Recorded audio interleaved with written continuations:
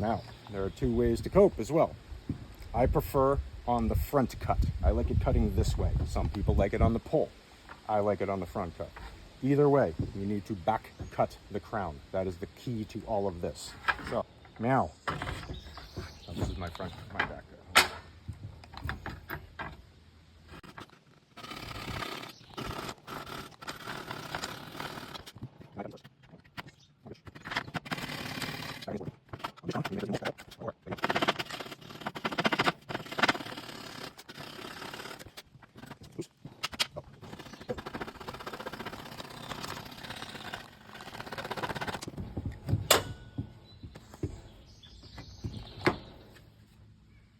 See how much is out of the back?